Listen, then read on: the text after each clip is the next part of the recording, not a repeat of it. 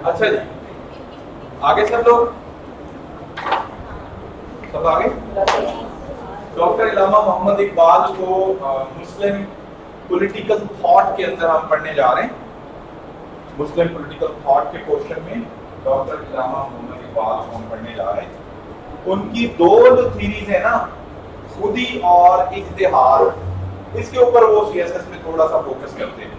Otherwise general तो general है, तो हम स्पेशली खुदी और इज्तिहाद के ऊपर एक आध दफा क्वेश्चन आया है, बहुत दफा क्वेश्चन नहीं आया, एक आध दफा आया।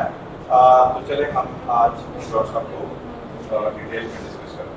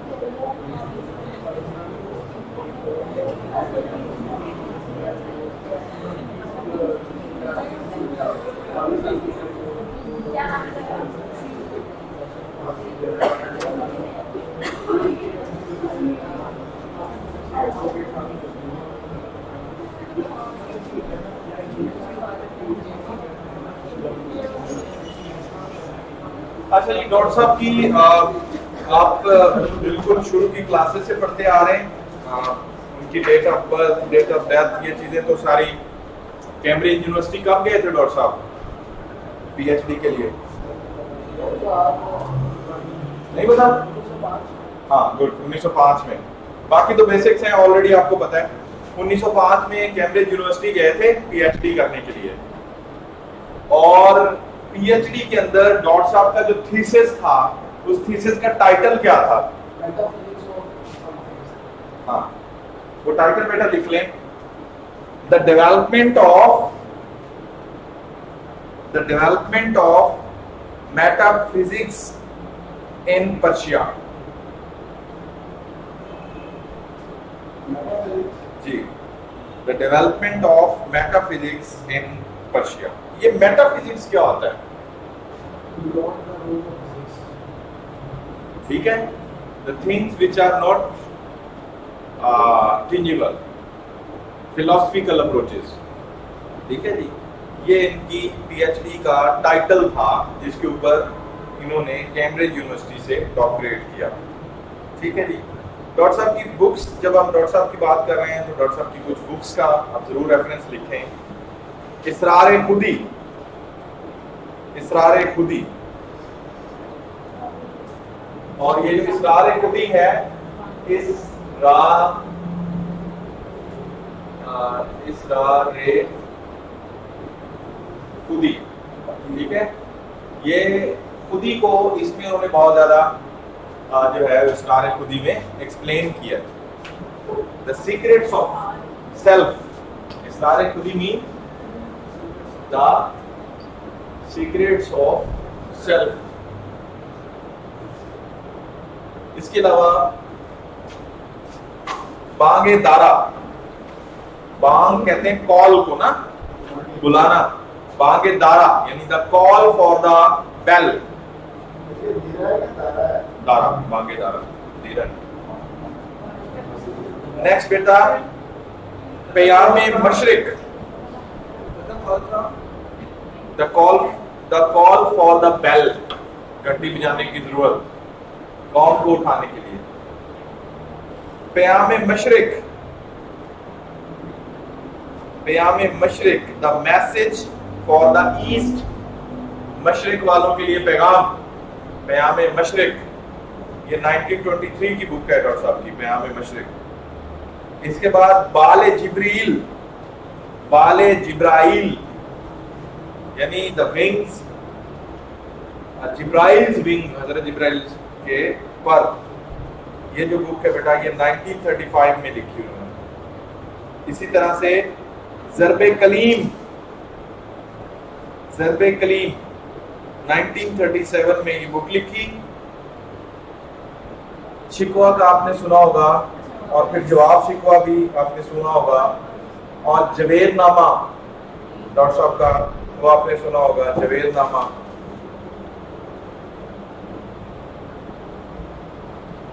ठीक हो गया जी। ये तो एक जनरल बुक्स वर्क इंपॉर्टेंट और ये सारा। अब जो कॉन्सेप्ट ऑफ खुदी है, आपने वो शेर सुना होगा, खुदी को कर, खुदी को कर बुलंद इतना कि हर तकदीर से पहले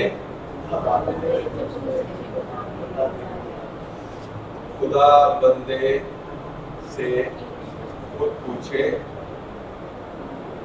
बता तेरी रजा क्या। एग्जैक्टली जो कॉन्सेप्ट ऑफ खुदी है उसका उसकी जो है वो बिल्कुल इजहार होता है इसके जरिए। अच्छा, नॉर्मली डॉक्टर साहब का ये जो कॉन्सेप्ट ऑफ खुदी है, इससे मुराद प्राउड या प्राइड लोग लेते हैं, हालांकि ये कतई इससे मुराद नहीं है। खुदी से मुराद ये नहीं है कि आप अपने अंदर इतनी खुदी पैदा कर लें या इतनी अना पैदा कर लें या इतना गुरूर पैदा कर लें कि आप झुके ही ना या किसी से कुछ मांगे ना, या आप कहेंगे मेरे अंदर जो है वो खुदी नहीं है। This is not means the खुदी बाय पार। डॉक्टर साहब की जो कॉन्सेप्ट ऑफ खुदी है वो बेसिकली है खुद शनासी जी, खुद शनासी, अपने आप को पहचानना, अपने आप को जानना, अपनी जात को इवैल्यूएट करना, ये है खुदी।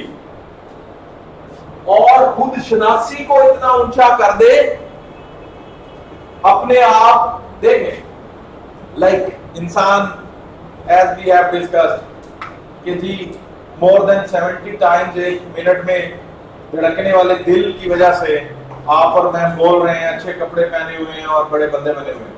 2 से 3 दफा वो यूं ना करे, आपको लोग नाश, लाश और पता नहीं कितने नाम देंगे। अगले 2, 3, 4 घंटों में डिस्पोज ऑफ करके सारी जिम्मेदारियां मुकम्मल कर ली जाएंगी, और उसके बाद वो हफ्ते में 1 आध दफा 2, 4 दफा कोई लोग जाएंगे या शायद नहीं जाएंगे, और देन दैट्स इट। ठीक है जी। और फिर उसके बाद कोई नहीं पूछेगा, साल बाद वगैरह वगैरह, कहते हैं इधर से भेज दें, कौन जाता है।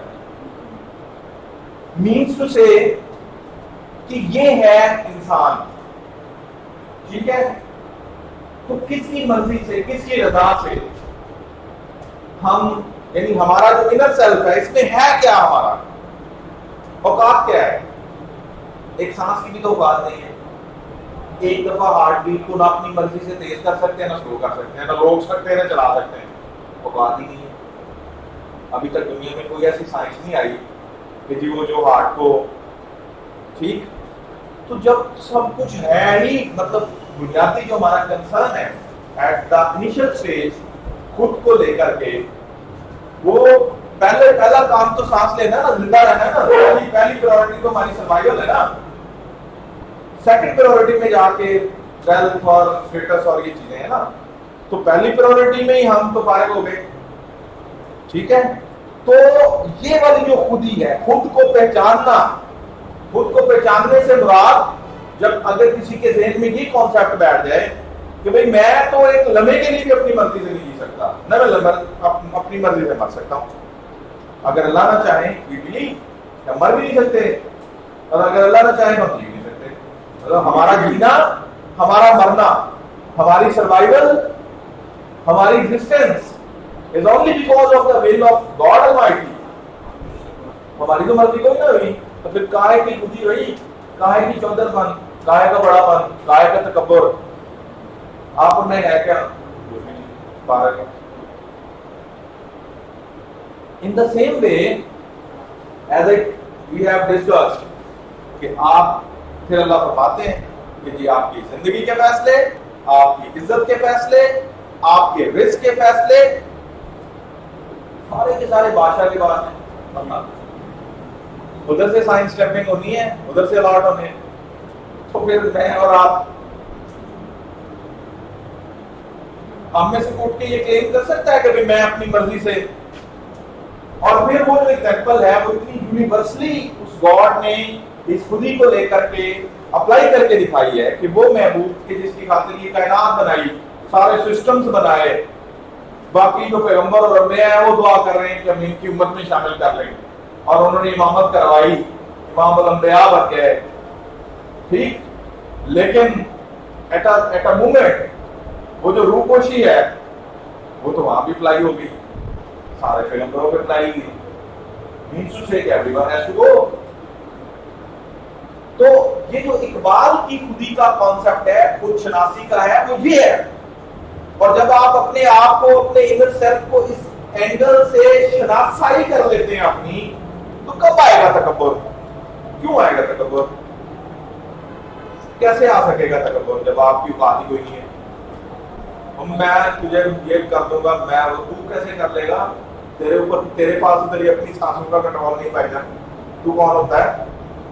और मैंने ये कर दिया, मैंने वो कर दिया, मैं ऐसे कर दूंगा, तो तू क्या कर लिया? तू तो कुछ कर ही नहीं सकता, उसकी मर्जी से कर रहा है।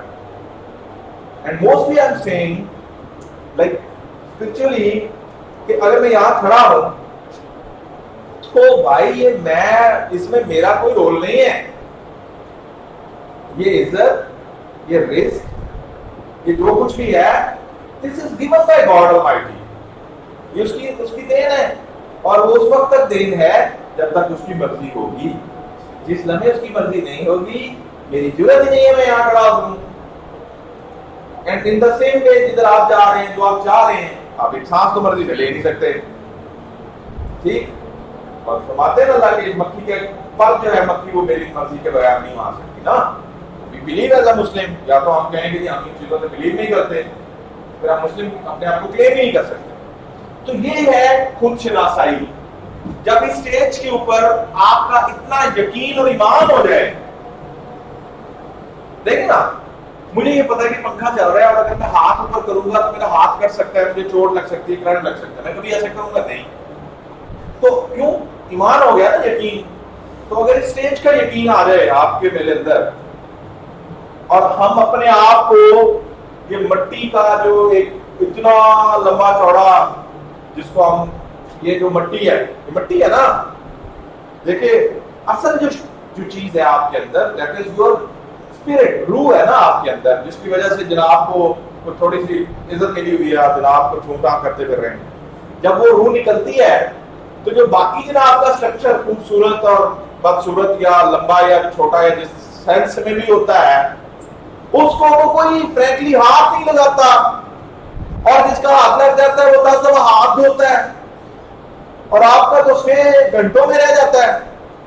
और प्रायोरिटीज में होता है कि जनाब मारा करो। कभी आज तक कोई ऐसा बेटा, कोई ऐसा माँ, कोई ऐसा बाप, कोई ऐसा भाई, कोई ऐसी बहन या दुनिया का कोई ऐसा करीबी दोस्त जिसने ये कहा हो कि इसके बगैर मेरा गुजारा नहीं है, सो नहीं है, तो आप इसके साथ मुझे भी, मैं आई हैव टू डाई यार। कभी ऐसा हुआ? क्या कह रहे हैं? छोड़ के आ जाते हैं सारे, वापस आके बंदा कहता है जी वो सारे ने जाना है जी, टोपी खोल दो। प्रायोरिटी चेंज हो जाती है। आप जो रो रहे होते हैं तो पहले 10 से 15 मिनट का रोना जेन्युइन होता है, उसके बाद तो ड्रामा कर रहे होते हैं, मैनिपुलेट कर रहे होते हैं, जानबूझ के जोर लगा के अपने अंदर को, अपने आप को कन्विंस करते हैं रो यार लोग क्या कहेंगे। क्या कह रहे हैं आप? किस तरह के बंदे हैं? क्या मटेरियलिस्टिक रोज है हमारी? ठीक है। सो इकबाल जिस खुद शनासाई को कह रहे थे ना, तो अगर हम अपने आप को इस एंगल से पहचान लें कि ये है हमारी टोटल औकात इकट्ठी करके, तो आपकी प्रायोरिटीज ही बदल जाएगी, आपके मसले हल हो जाएंगे। जब आपने और मैंने कुछ अपनी मर्जी से होना ही नहीं, तो फिर हम तो कोशिश ही कर सकते हैं ना भाई, करना तो उसने बादशाह ने, या उसके आगे तरला कर सकते हैं या कोशिश कर सकते हैं, बाकी तो कुछ हमारे पास में नहीं है भाई। ठीक है। सो इस जी सर हम साइंस पढ़ रहे तो साइंस में इकोनॉमिक और पॉलिटिकल कांसेप्ट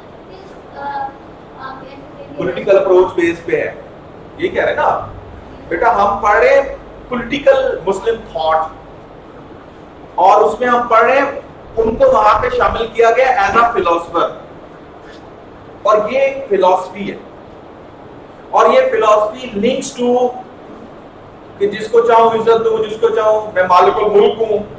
आप सॉवरेनिटी में अल्लाह को नहीं देख रहे, आप स्टेट्स के लेने और देने में अल्लाह को नहीं देख रहे एज अ मुस्लिम, और निजामों को चलाने में मालिकुल मुल्क। तो एज अ मुस्लिम अप्रोच तो हम पॉलिटिक्स से इस्लाम को या स्टेट से नहीं ना चीजें निकाल सकते, उस कॉन्टेक्स्ट में हम खुदी को देख रहे हैं। ठीक है। इसरार खुदी में बेटा ये कॉन्सेप्ट ऑफ खुदी जो है वो इकबाल ने दिया।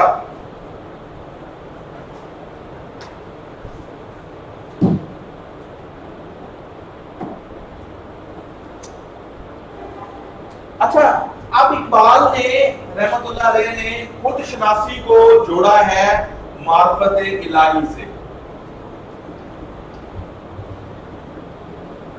कि मेरे विच मेरा। आपने अल्लाह की मार्फत अगर चाहनी है, अल्लाह कितने पावरफुल है, कितना इक़्तिदार है उनके पास, अगर आपने वो जाना है तो पूरे पूरे देखने की जरूरत ही नहीं है, सिर्फ अपने ढांचे को देख लो भाई। आपकी साइंटिफिक देखें, हम कहते हैं कि आज तवानाई किसी ना किसी तवानाई से ये हो, हम कितनी साइंटिफिक अप्रोचेस देते हैं। आप चले इसको फूड एनर्जी और प्लांट एनर्जी और डिमकान एनर्जी, तो आपने बहुत सारी चीजें ऐसी देखी हैं कि उसके लेवल्स कौन मेंटेन कर रहा है, इतना बड़ा सिस्टम्स कौन चला रहा है, ये मशीनरी किस एनर्जी से चल रही है, उस एनर्जी को उसको इनिशिएट किसने किया था। फिर मशीनरियां तो थक जाती हैं, पंखा आज चलता छोड़ते चलता रहने दे इसको, 2 दिन 3 दिन 4 दिन इसकी मोटर तो चल जाएगी, ये लाइट ये कोई भी चीज, ये मोटर नहीं चल रही, ये तब चलेगी जब, तब रुकेगी जब उसकी मर्जी होगी, तब तक चलती रहेगी, आप चाहे ना चाहे। एक दफा भी रेस्ट नहीं किया आपने ना, जब से आप पैदा हुए हैं ना, और मैं एक दफा भी नहीं किया। आप और मैं यूं करना शुरू कर दें, कितने 1 घंटा कर लेंगे, नहीं होगा, 10 मिनट ज्यादा भाग देंगे। एक दफा भी नहीं रुका, जब उसकी मर्जी आएगी बिल्कुल रुक जाएगा। एक दफा भी आगे नहीं बढ़, एक बीट भी नेक्स्ट नहीं होगी, नेवर। आपकी सारी डिग्रियां, आपके सारे अच्छे कपड़े, आपका सारा स्टेटस आपके लिए जीरो हो जाएगा। आपका इनर सेल्फ, आपकी जात, आपकी रूह, आपकी स्पिरिचुअलिटी, आपके अंदर का इंसान जिसको आपने इंपॉर्टेंस शायद दी थी कि नहीं दी थी, वो आपके साथ स्टैंड करेगा, और बाकी सारे जो रिश्ते हैं वो यहीं पे रह जाएंगे। सो इकबाल कहते हैं कि आपने अगर अल्लाह को की मार्फत चाहनी है ना, मार्फत इलाही के लिए भी खुद शनासाई, ये है खुद खुद, ठीक है जी। वो तकब्बुर गरूर वाला खुद नहीं है, ठीक है जी। वो कहते हैं कि फिर अपनी इस अंदर की जो नथिंगनेस है ना, आप कलमा पढ़ते हैं तो पहला वर्ड ही ला पढ़ते हैं ना, ला इन no and nothing there is, ला इलाहा इल्लल्लाह, यानी कोई ला, पहले आप नेगेटिवली निगेट करते हैं, कोई नहीं है ला, और अगर है तो he is the only one. और फिर आप तो इनमें जाके देखते हैं कि कोई पार्टिसिपेटर ही नहीं है किसी भी स्टेज पे, किसी भी लेवल पे, ठीक है जी। सो वो कहते हैं कि खुद को शनाख्त करें आप मार्फत इलाही के लिए। इवन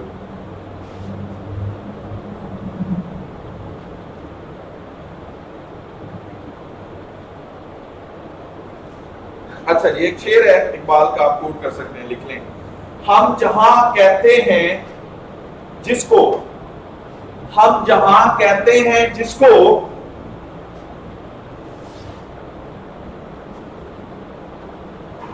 है ये असारे खुदी, हम जिसको वर्ल्ड कहते हैं ना, हम जहां कहते हैं जिसको, ये है असारे खुदी, देखती है आंख जो कुछ, देखती है आंख जो कुछ है ये इशारे खुदी।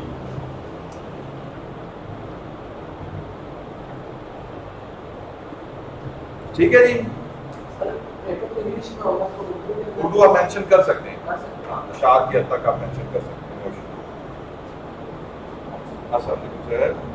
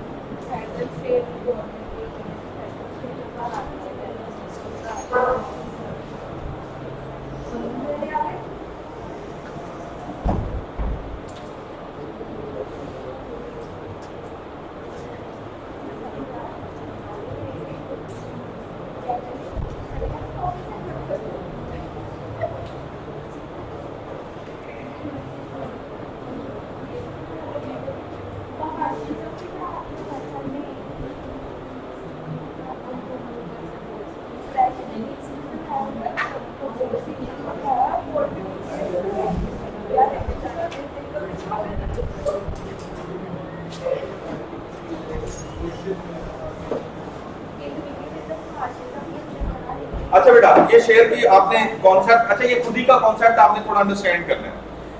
हम जहां कहते हैं जिसको है ये असारे खुदी, ये जो जहां हम बनाए फिर रहे हैं ना, इसमें तो सारे खुदी खुदी है, वो वाली खुदी, ठीक है। और देखती है आंख जो कुछ हैं ये सारे खुदी जो हम देख रहे हैं, हर एक में से मार्फत का जो खुदी का जो कॉन्सेप्ट है मिल रहा है। मुमकिन ही नहीं था ये सांसें, ये जो दुनिया का निजाम, सूरज कभी कहे कि आज तो मैं जरा लेट जाना है, आज मैं जरा जल्दी आ जाना है, आज मेरा मूड नहीं है, बाकी सारे सिस्टम्स कोलैप्स हो जाए, ठीक है, तबाह हो जाए, कंसिस्टेंसी खत्म हो जाए, ठीक है, तो किसी की मर्जी से। तो दुनिया में जो कुछ हो रहा है ये मार्फत इलाही है, आप जो भी देखती है ये मार्फत इलाही है, ठीक है जी। अच्छा, 3 खुदी की स्टेजेस बताई थी जी इकबाल ने, वो आप लिख लें। पहली चीज जो है वो ओबीडियंस, आपने खुद को पहचानना है, तो खुद को पहचानने के लिए the first stage is obedience, ताबेदारी। शायद आपको याद हो कुछ इनिशियल क्लासेस में मैं कहता था कि अपनी वो जो है ना माइंड में कि मैं तो लीड, मैं तो कोई गाड़ी पे आता होगा आपकी, तो वो जो बैरियर्स हैं, ये कौन है, मैं वो हूं, मैं ये हूं, मैं तो सीएसएस का स्टूडेंट हूं। पहली चीज ओबीडियंस, इकबाल भी कह रहे हैं कि आपने अगर खुद को पहचानना है, खुद ही चाहते हैं, और खुद ही का वो लेवल कि अल्लाह से आप इतने करीब हो जाएं कि अपनी मर्जी से काम करवा लें। आपसे पूछा जाए कि जनाब बताएं सीएसएस करना है, कुछ और चाहिए, बताएं क्या चाहिए, तो उस लेवल पे जाने के लिए कुछ बैरियर्स हैं, और वो barrier that will B start from your own self, and from your own, not only own self but from your inner self, from your own inner self, इधर से गेम शुरू होगी। आपको याद हो शायद मैं ये बातें पढ़ी कि अंदर की जो जंग है पहले तो वो जीतने की जरूरत है, फिर आप इस दौर में आए। तो फर्स्ट स्टेज इज ओबीडियंस, ताबेदारी, अदब, ठीक। The second one is self control, ज़ब्ते नफ्स, खुद ही के लिए अपने नफ्स पे कंट्रोल, ठीक है जी। And the third one, the third stage is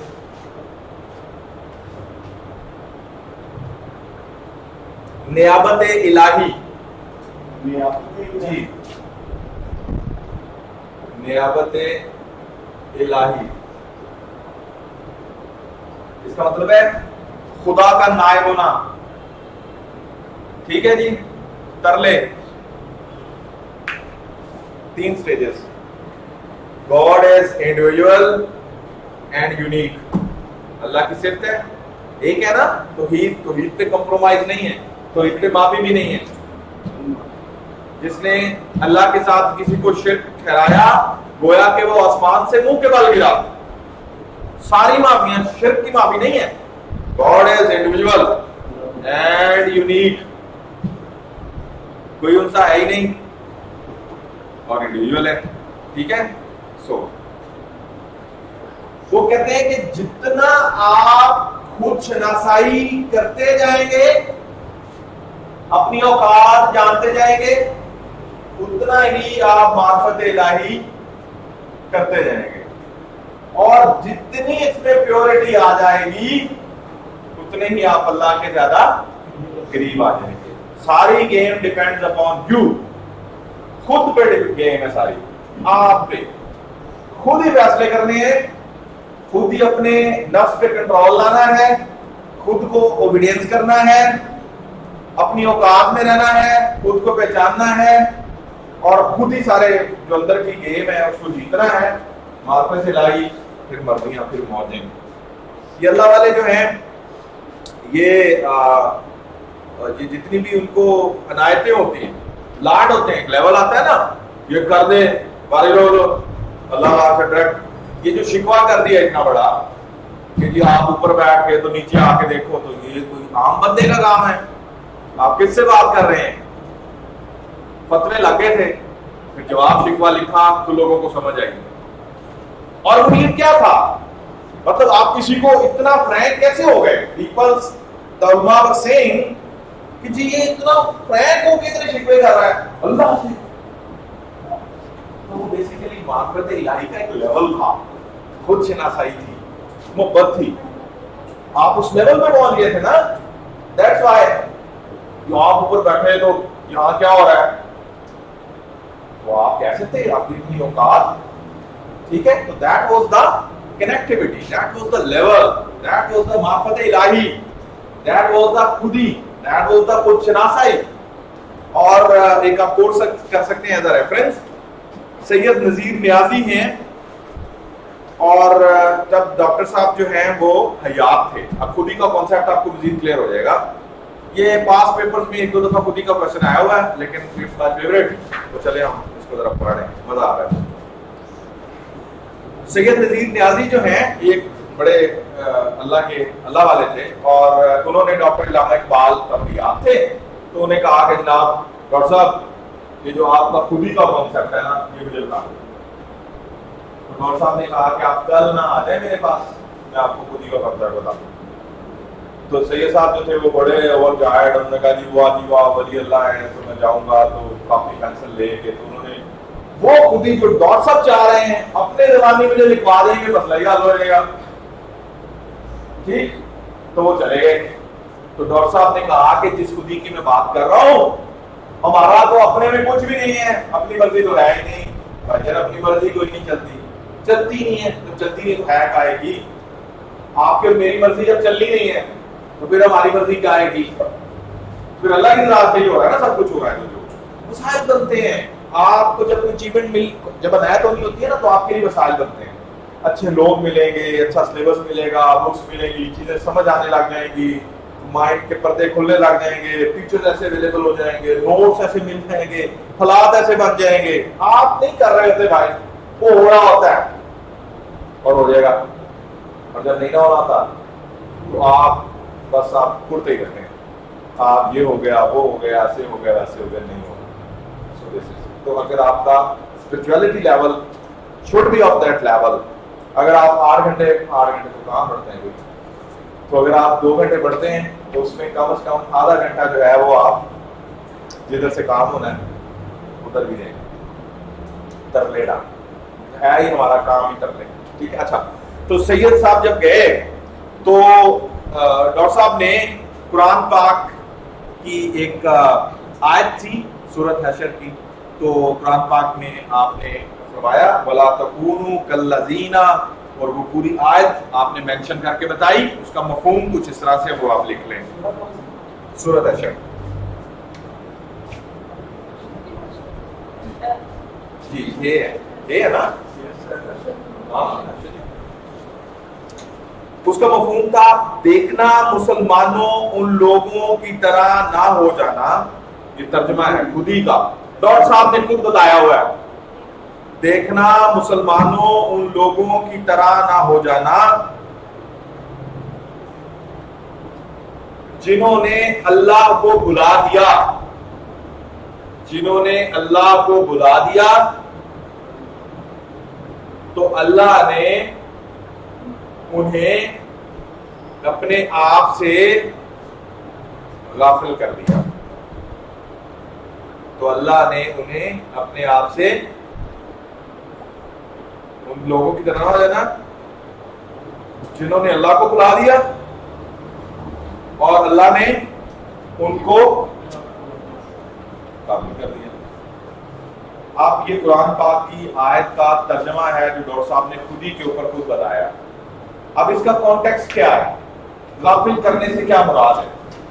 यानी वो लोग जो थे उन्होंने अल्लाह को भुला दिया, जैसे नॉर्मली हमारे यहाँ होता है 5 नमाज़ें फर्ज हैं और बाकी अमाल तो खुदाने वाला ही लेवल हुआ होता है, तो उसके रिवार्ड में अल्लाह क्या कर रहे हैं, उसको गाफिल।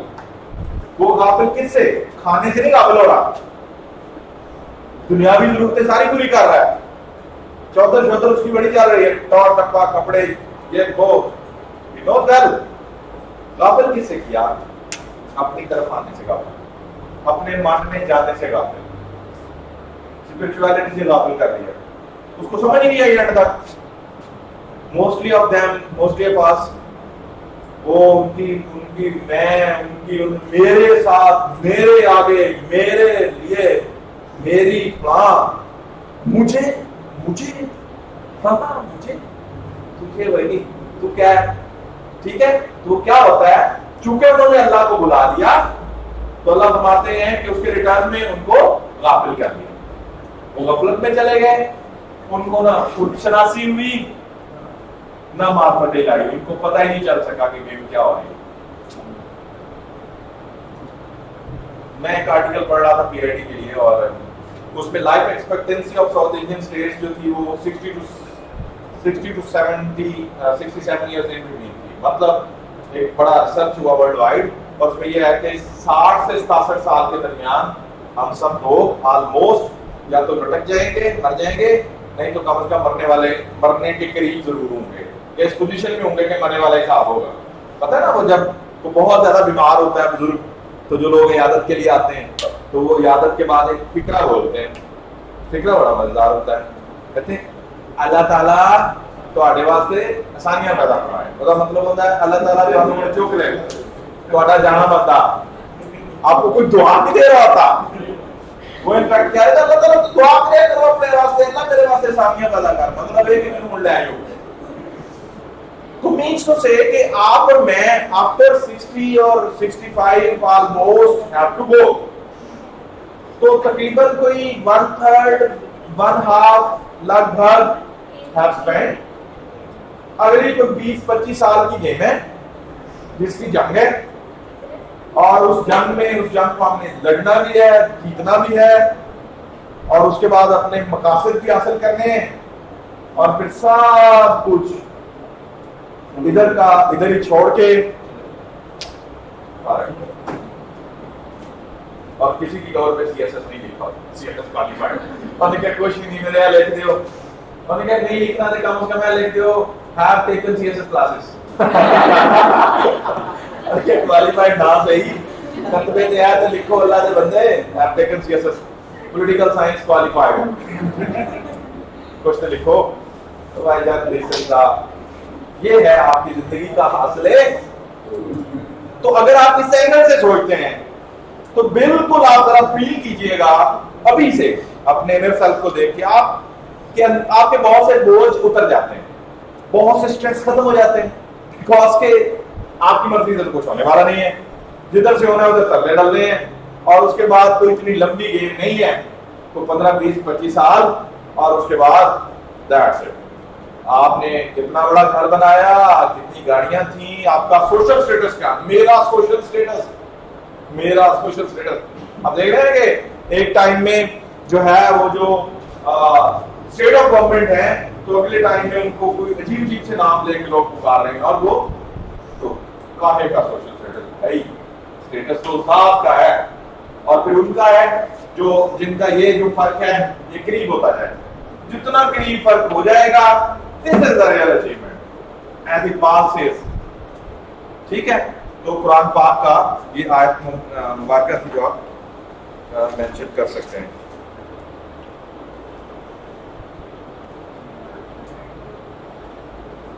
अच्छा जी, ये दूसरा जो कॉन्सेप्ट है इज्तिहाद का, इज्तिहाद आपने इस्लामिक स्टडीज में पढ़े ये कॉन्सेप्ट, क्या इस्लामिक स्टडीज पढ़ ली, क्या होता है इज्तिहाद?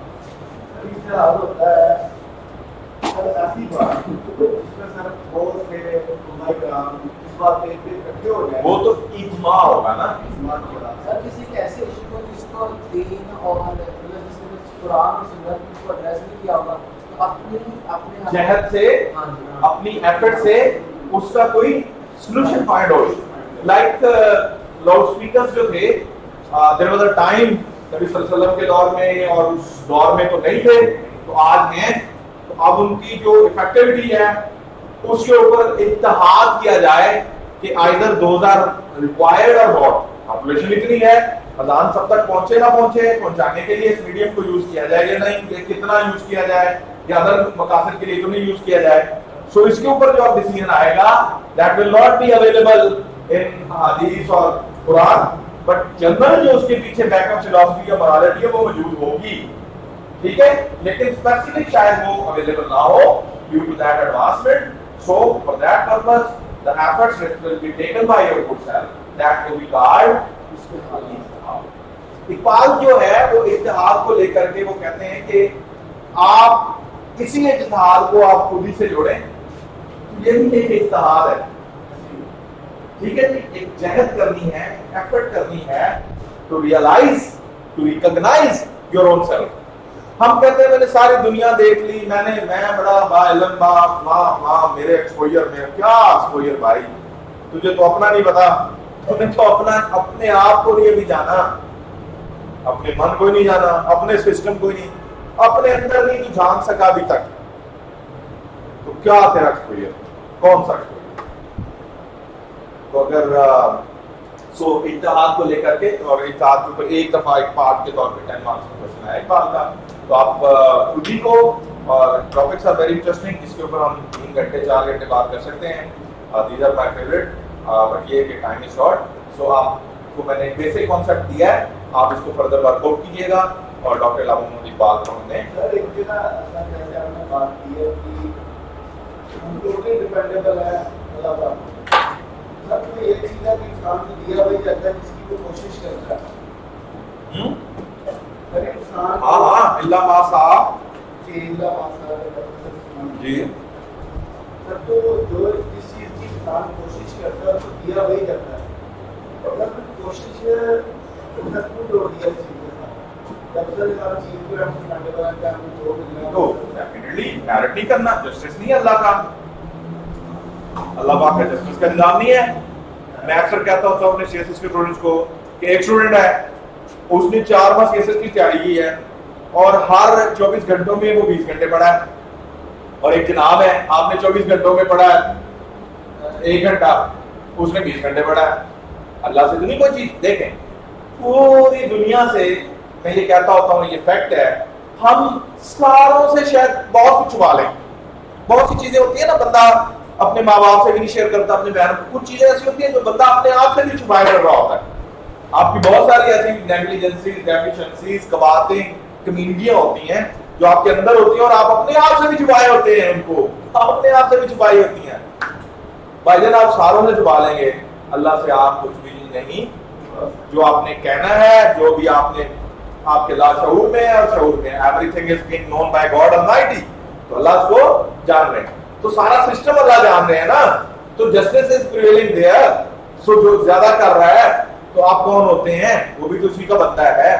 सो एफर्ट जो है दैट इज रिक्वायर्ड फॉर, उसी के लिए तो आपको ये सारी प्रैक्टिसेस मिली हैं, लाइक नमाज। अल्लाह देखें आपने कर ये कलदा रिलीजियस टॉपिक है, इस पे बात नहीं करनी चाहिए, बहुत ज्यादा टाइम भी नहीं है, लेकिन बहरहाल एक है जो रूहानी सिलसिले हैं, एक अल्लाह वाले हैं, जंगल में चले गए हैं सबको छोड़ छाड़ के, और जंगल भी वो कि जहां आम इंसान जाना सोच भी नहीं सकता, ना उनको खाने की परवाह है, ना उनको पहनने की परवाह है, ना उनको बच्चों की परवाह, ना एवरीथिंग लेफ्ट, दुनिया छोड़ दी, कहा जी ये गंदी है, गलीज है, और वहां चले ओके, और वहां जाके स्पिरिचुअलिटी पे काम किया और अल्लाह के बरगुजीदा बंदे बन गए। ठीक है, द थिंग इज, तो भाईजान आपके हुकूक बात, आपने बच्चे छोड़ दिए, तो उनके राइट्स किसने पूरे करने थे?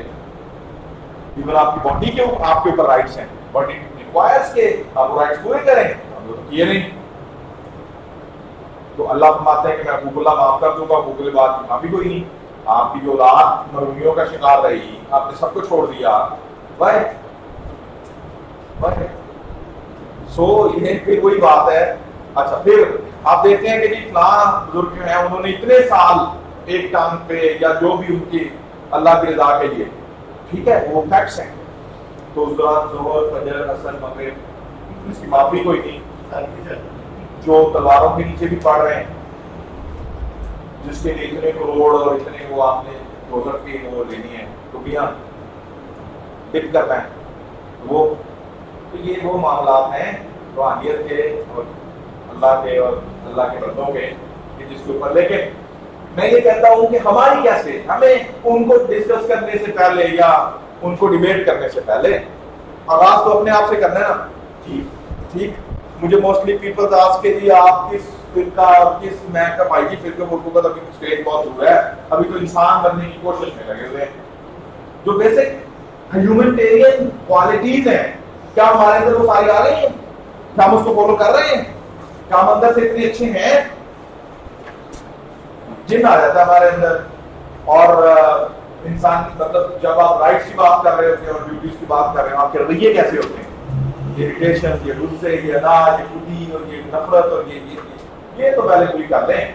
फिर जब अच्छे इंसान बन जाएंगे फिर एक मुसलमान बनने की कोशिश करेंगे। फिर कल इसी के निकल जाएगी लाइफ नहीं है तो अगली तो बहुत लंबी लंबी स्टेज है, तुम्हारा तो लेवल ही नहीं है। ठीक है, सो एनीहो टाइम हो गया। The ending and the winding of today's class is, चले एक टॉपिक ऐसा था बेटा, इस चीज का जो हक़्क़ुल यकीन है, जैसे मुझे और आपको यकीन है ना कि इसको हाथ लगाएंगे तो हाथ कट जाएगा तो हम कभी भी नहीं लगाएंगे, तो इन द सेम वे ये यकीन अपने अंदर ले आए कि अल्लाह की रजा के बगैर, अल्लाह की मर्जी के बगैर कुछ नहीं होने वाला। ठीक, तो फिर वहां जाना पड़ेगा, तरला भी करना पड़ेगा और मंजूरी भी लेना पड़ेगी। बाकी वो बादशाह है, उसके खजानों में कमी कोई नहीं है, जिसको जो मर्जी दे जाए, जितना मर्जी दे जाए, तो कमी कोई नहीं है, लेकिन लेने वाला बनना पड़ेगा। सो आप जब ये एक सुपीरियर एग्जाम की तैयारी कर रहे हैं तो उसके साथ साथ बेटा टिपिकल स्पिरिचुअल बने और उसमें आपकी नमाज, आपका कुरान पाक की तिलावत, ठीक है, आप जब रात को पढ़ते पढ़ते थक जाते हैं तो आप उठें, वुजू करें, आप 2 रकअत नफल पढ़ लें और तन्हाई में उसकी बारगाह में हाजिरी दें, तो फिर आपके लिए राह खुलेगी। ठीक है, आपका मेमोरी लेवल, आपका इनर सेल्फ, ये बड़ा मैटर करती है सीएसएस के लिए।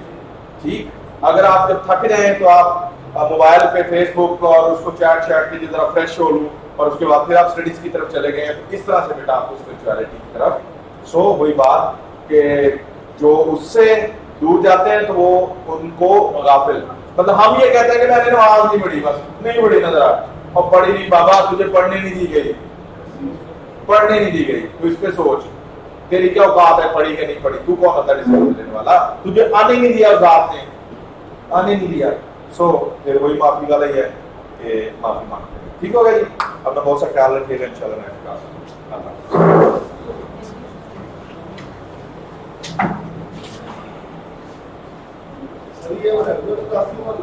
लेट्स सी बेटा, मैं करता हूं डिस्कस। लेकिन ये था कि जिस तरह से कंफर्टेबल क्लास हो गई तो अल्हम्दुलिल्लाह। अच्छा, आज टॉपिक्स जो हमने बेटा 5-6 टॉपिक्स किए हैं, मैं इंशाल्लाह जाके, मैं लास्ट के मैंने आपको व्हाट्सएप भी शायद नहीं किए, मुझे हाल याद आ रहा था ना लास्ट लेक्चर, और माशाल्लाह से मुझे किसी ने याद भी नहीं किया क्योंकि किसी को शायद जरूरत नहीं थी, है ना, क्योंकि मुझे तो नहीं याद पड़ता कि किसी ने, तो मैं वो भी इंशाल्लाह और ये सेट करता हूँ। तो बेटा ये टॉपिक छोटे छोटे हैं लेकिन काफी सारे हैं, तो आप इसको जाके जरूर साथ साथ कवर करें। लेकिन ये है कि इस एनवायरनमेंट में अगर क्लासेस होती है तो सिलेबस अच्छा कवर हो जाएगा, स्पीडी वर्क हो जाएगा, तो कोशिश करते हैं। बाकी क्लासेस वैसे भी हमारे 8 लेक्चर्स हो गए और इंशाल्लाह नेक्स्ट 2-3 लेक्चरों की कोशिश करते हैं कि हम मीनिंग को, जो मोस्ट इंपॉर्टेंट है, ठीक है जी।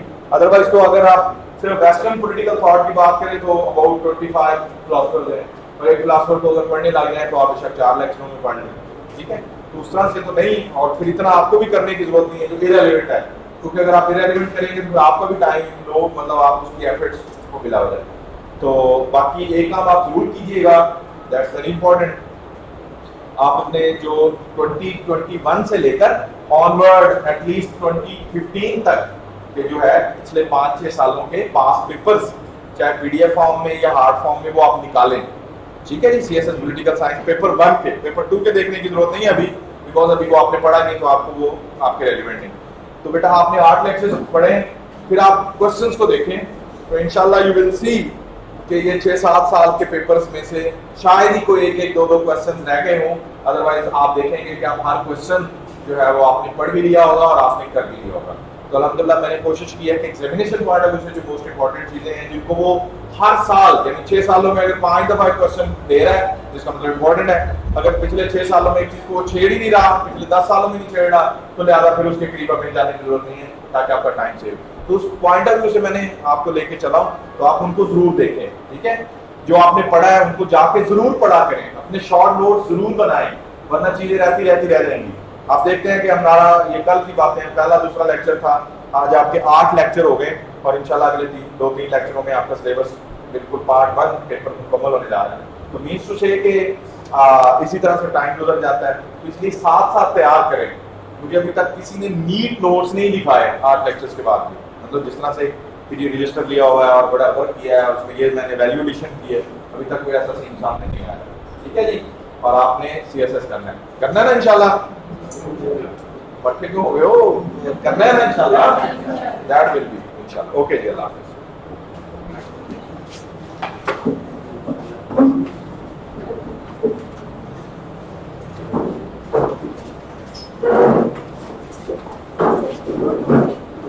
हाँ जी, आपको लेने नहीं आए, नहीं जाना बस अभी।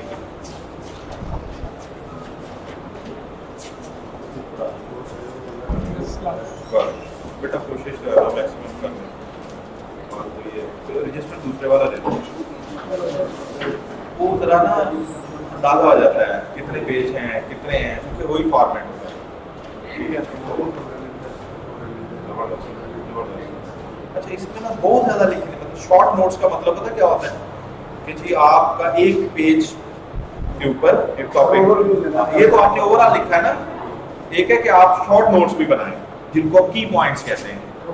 की पॉइंट्स का मतलब है कि जैसे आपने जितने 6 टॉपिक पढ़ लिए हैं ना, तो मैक्सिमम 3 से 4 पेजेस पे होंगे, समझ गए? उसमें जस्ट आप पॉइंट्स, नाम, डेट, सर कॉन्टेक्स्ट में लिखना क्या है, वो बड़े जरूरी हैं। हाँ जी बेटा,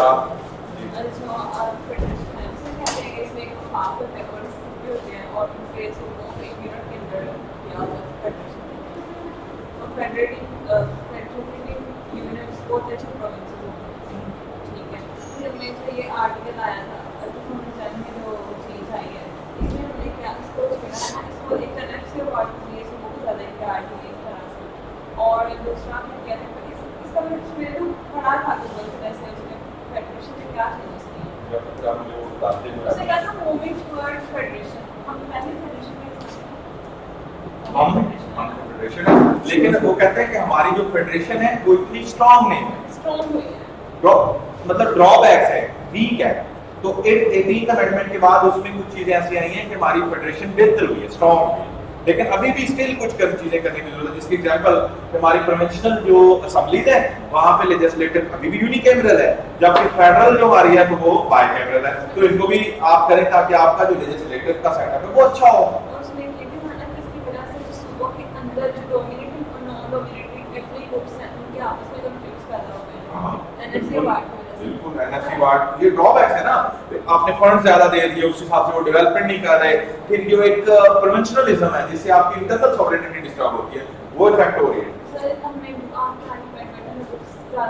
बुक्स तो बेशुमार पढ़ी हैं, 20-22 बुक्स शेयर करते हैं प्रिंटेड फॉर्म में, सॉफ्ट कॉपी नहीं पढ़ा जाता बुक, वो जो हार्ड फॉर्म है। सर इसमें कुछ ये वाला सॉवरेनिटी का कहना है, चीजें आती हैं जो एक बुक कवर कर रही है दूसरी नहीं कर रही, दूसरी हाँ ये तो फिर आप देखें डेमोक्रेसी के ऊपर हजारों किताब में बुक्स लिखी सब देखें टॉपिक है, जैसे वर्ल्ड टाइम की हर बुक आ रही है पॉलिटिकल साइंस पे। सर उसके लिए एक प्रिंटर लगेगी तो गूगल से